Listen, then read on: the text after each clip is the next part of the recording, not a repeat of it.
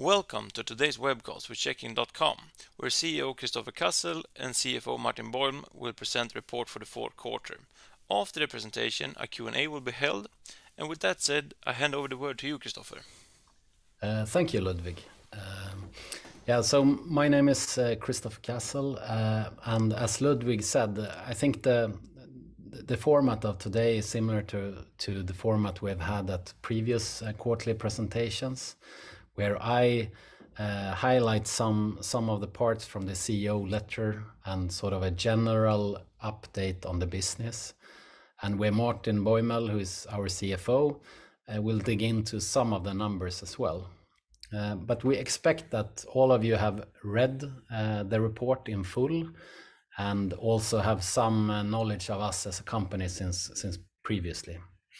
And I think we'll cut straight to the chase. Big thing this quarter is that we have a positive bottom line for the first time ever. I think that's a big milestone for us, both because it's the first time we show profit in that sense, and also because it's a proof, I think, of our business model, that it is scalable, that the margins increases with scale, and that the good numbers we're showing on the top line translates into bottom line as we grow as a company. So we're proud of that, and we're happy to be in profit for the first time. And actually, the whole quarter is really clearly about profitability. We continue to improve the profitability throughout the different metrics.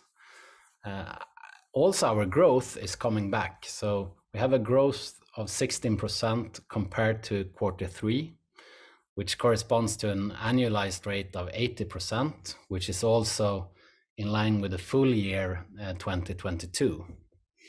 Our gross profit increased by 85% for the full year, and the EBITDA margins continue to increase. For quarter four, we report 20% EBITDA margin. Also worth noticing is that our cash position is basically unchanged. So we're able to do R&D and investments in the future growth with cash that we generate from the business. And as we said, it's first time with a positive bottom line as well. And I think this positive momentum is quite clearly visible if you stack the quarters like this. It's a chart we have previously shown, where we now ended this quarter on 19.8 million SEK in revenue, up from 17.1 in quarter three. And as we said in the last quarterly report, quarter three was a bit weaker in terms of growth. It was actually it was the first quarter where we didn't grow. So it's really nice to return to strong momentum. And also worth noticing is that we haven't done any M&As for the last 12 months or so. So in Q3 2021 and Q4, that shift is also partly due to M&A. So we feel the momentum is back. What has shifted in the other direction, I think, in the report is the net revenue retention, and that's a last 12-month measurement for us, so rolling measurement. This is now 116%, which is still a decent figure, but it's a lot lower than previously during 2022. And the loss of revenue that we had during Q3 from clients in Germany is included in this measurement. And since it's a rolling 12 months, it will push down the NRR figure for the coming two quarters, basically. So this is mainly in the rear view mirror, but of course it's sort of a lower starting point growth-wise. And net revenue retention, so how our existing customers develops with us, if they are growing their usage or if they are churning, etc., is a really, really important measurement. It makes us not have to chase the same revenue again and again as we start a new period. Thanks to the fact that we have a NRR above 100%, it means that we're starting each quarter with the revenue we had previous quarter, so to speak. And I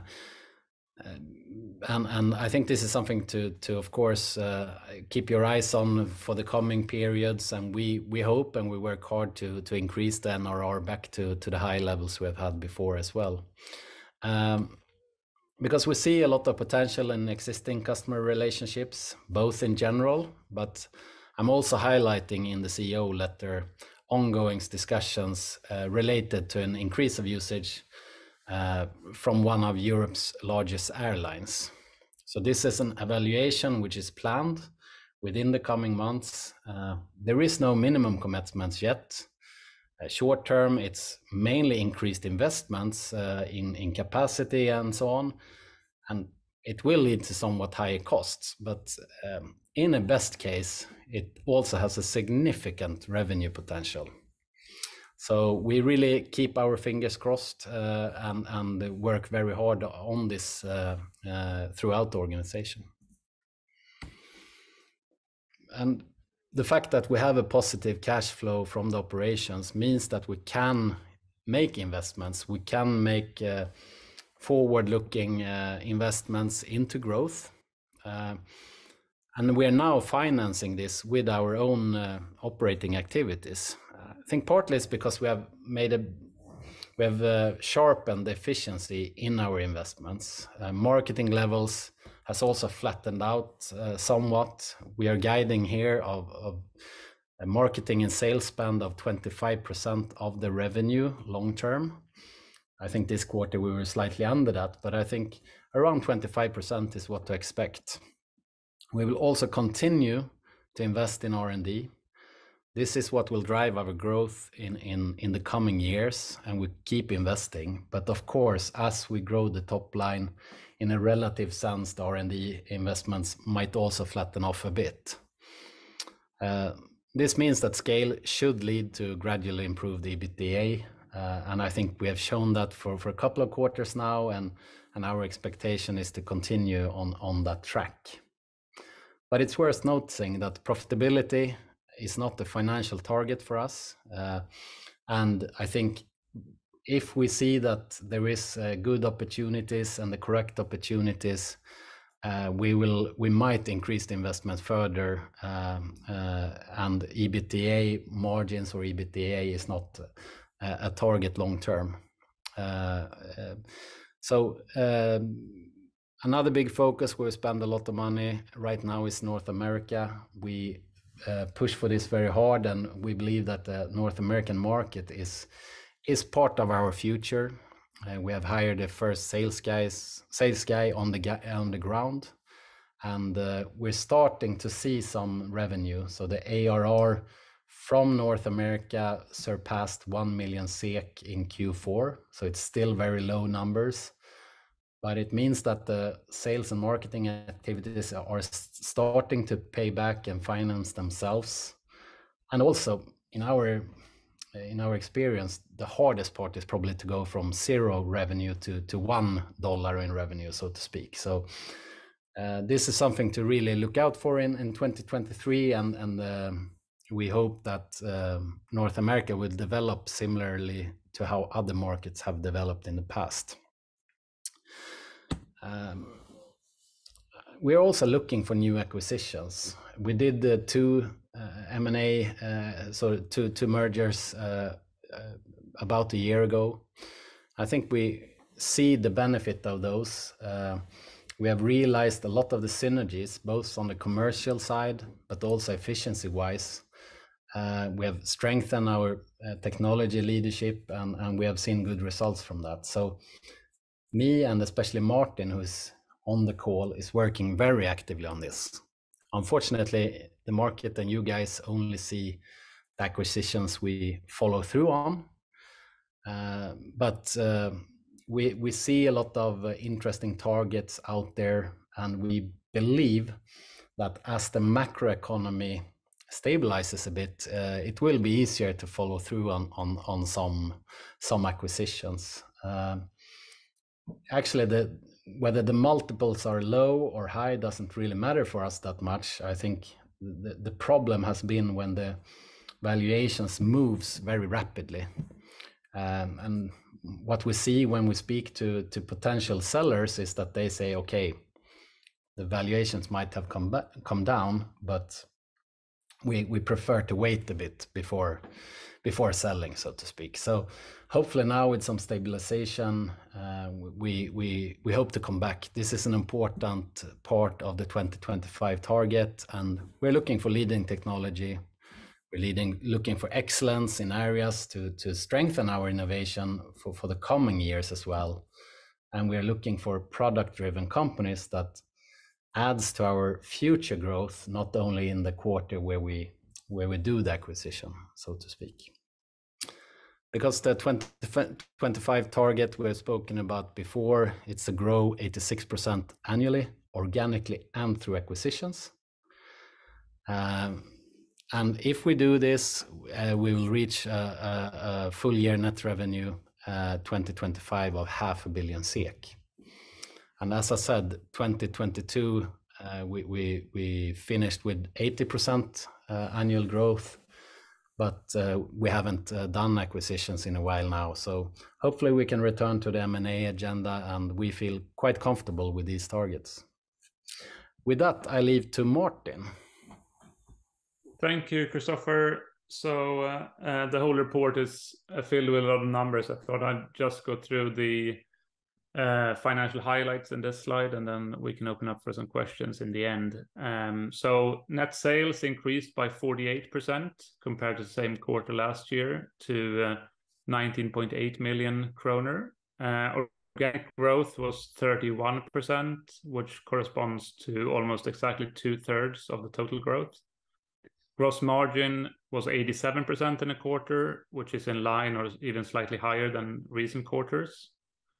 And we continue to invest heavily in the business, but scale and synergies mean that profitability continues to improve. And for you who have followed us a bit, we reached break even on EBITDA level in Q2. We had a margin of 14%, EBITDA margin of 14% in Q3.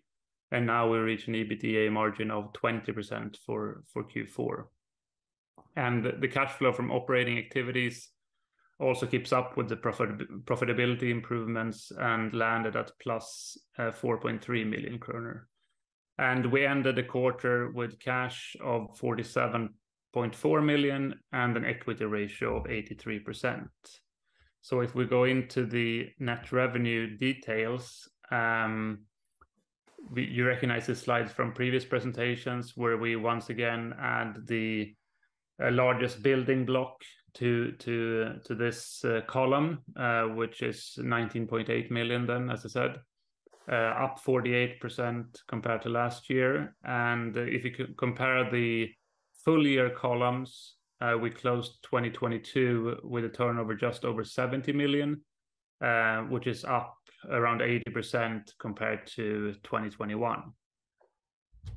And gross profit in the quarter grew by 50% to 17.2 million kronor, which corresponded to a margin of 87%, which is in line with where we've been historically, or maybe even a little bit higher. We had 85% gross margin for the full year 2022.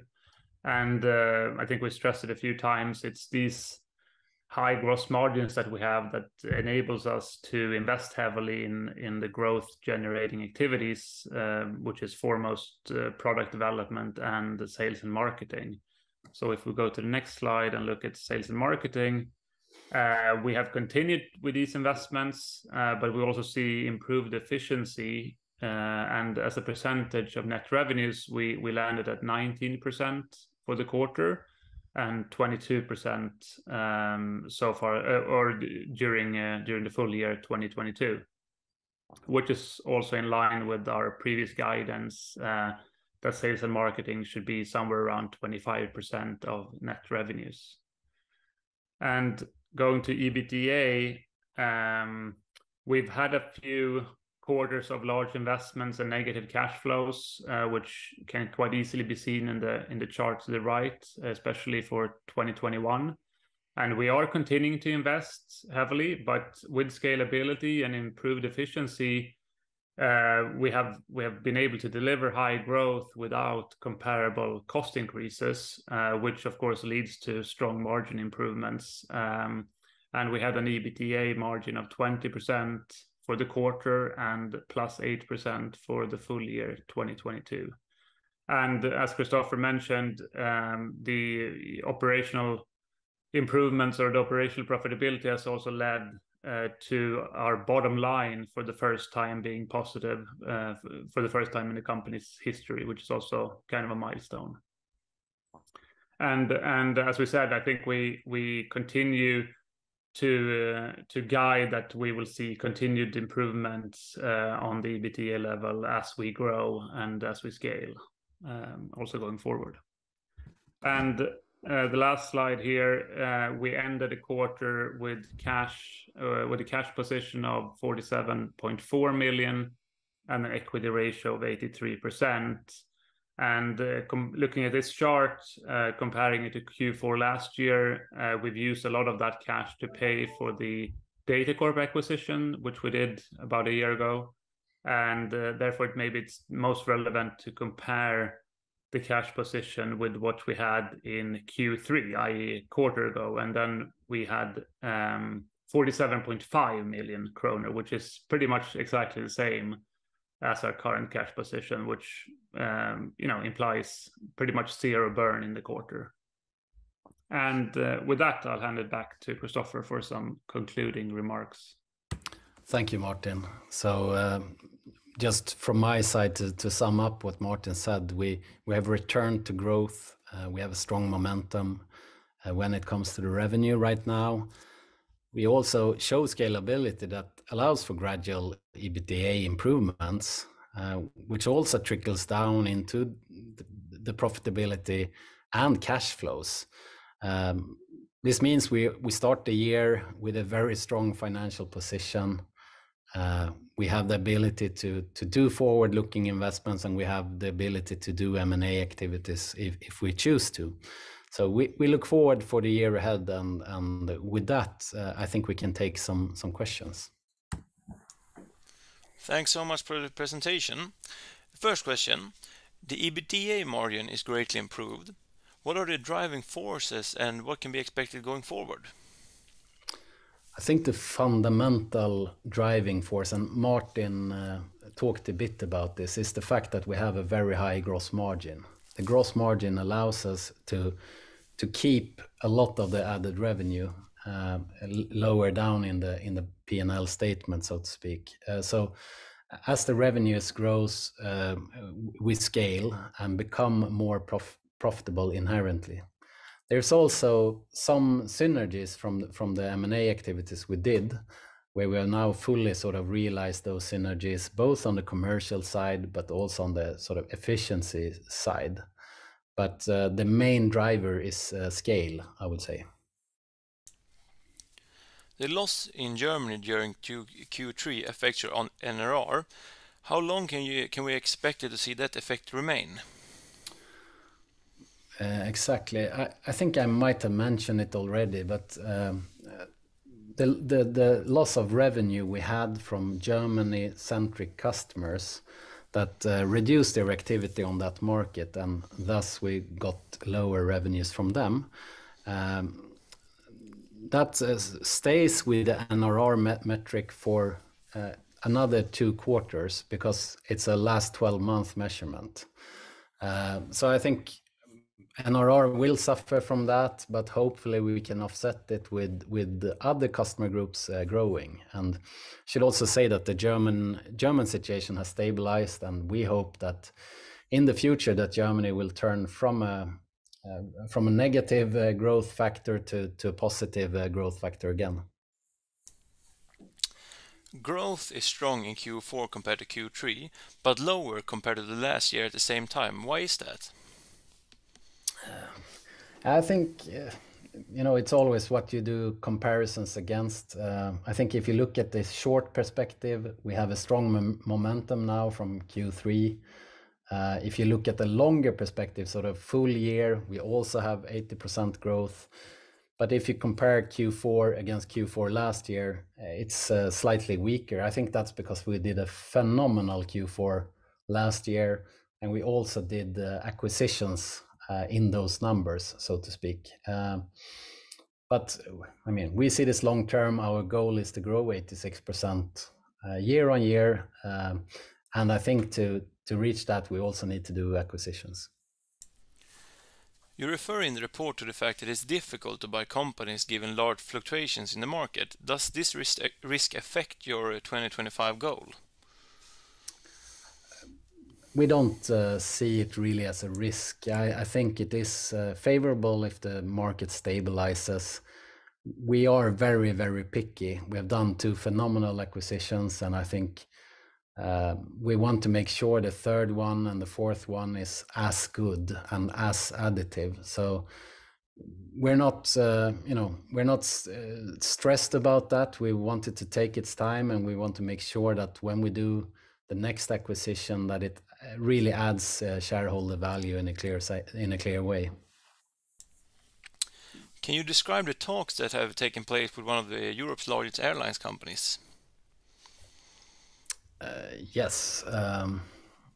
I can't really comment further than that for different reasons. But I can maybe say in general that what I try to reflect in the CEO letter is the overall state of the business and the things that are that we are focusing on internally and so on. And if we could mention more details, we would have done it. So yeah, I'll leave it at that.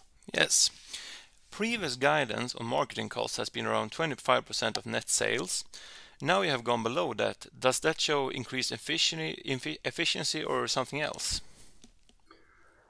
Yeah, we believe so. It's when you increase the marketing spend like we did last year, you try a lot of different channels and you try a lot of different ways to sell, and then you see over time what works well and what doesn't. And what we have removed is sort of channels that are not returning on those investments in the way we want, which means that I think we get more bang for the buck, so to speak, now. So that's the main driver, and I think long term we will return to around 25%. But it's the important thing is that we don't burn money, that we actually use the money in a smart way and get return on those marketing and sales investments. That's the way we create shareholder value. That's the way we make sure that the revenue per share increases as well. You mentioned it a little bit in the presentation, but how has the development been in the USA?